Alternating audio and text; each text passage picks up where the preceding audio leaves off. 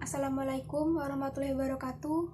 Nama saya Anuria, NIM 2019-2207 dari Ekonomi Syariah 5. Dalam video ini, saya akan menanggapi materi yang telah disampaikan dosen saya, yaitu Bapak Dr. Abdul Wadud Nafis LCMI, yang membahas tentang perkembangan peradaban Islam pada pemerintahan Umayyah. Akan saya mulai dari masa kekhalifahan Muawiyah.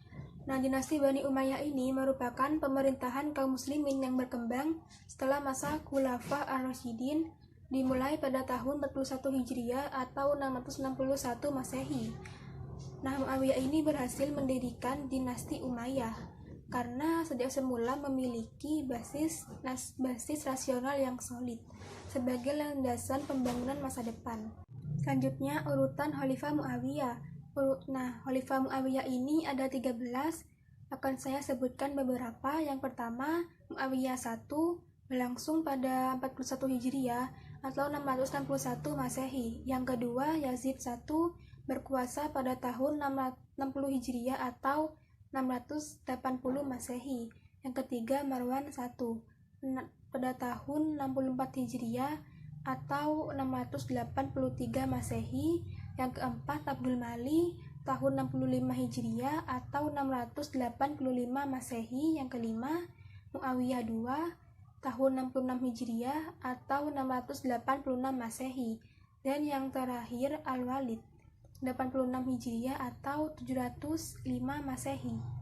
Selanjutnya, pola pemerintahan Bani Umayyah. Yang pertama, ibu kota dipindah dari Madinah ke Damaskus. Yang kedua, berubahnya sistem pemerintahan demokratis menuju sistem pemerintahan monarki hederitis atau kerajaan turun-temurun. Yang ketiga, khalifah yang terkenal fanatik kearabannya. Yang keempat, kehidupan keluarga Muawiyah yang berkelimang harta dan terisolasi dari masyarakat.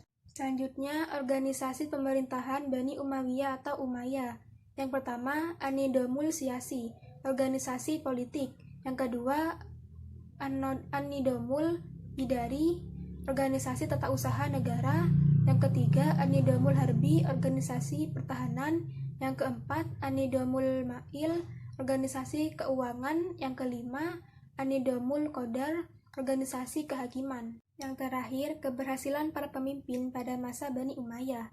Yang pertama, Abdul Malik, itu perbaikan dalam bidang administrasi pemerintahan dan pelayanan umum.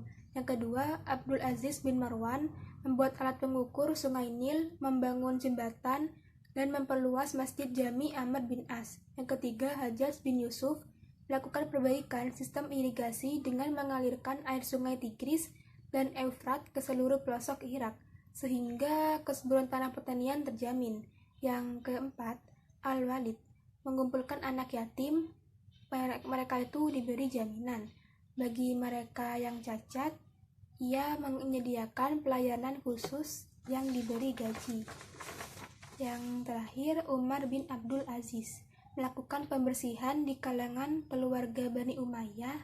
Tanah atau harta dimasukkan ke Baitul Mal, memecat pejabat yang sewenang-wenang, dan orang sakit mendapat bantuan dari pemerintah. Sekian yang dapat saya sampaikan. Mohon maaf apabila ada salah kata dan juga kekurangan. Wassalamualaikum warahmatullahi wabarakatuh.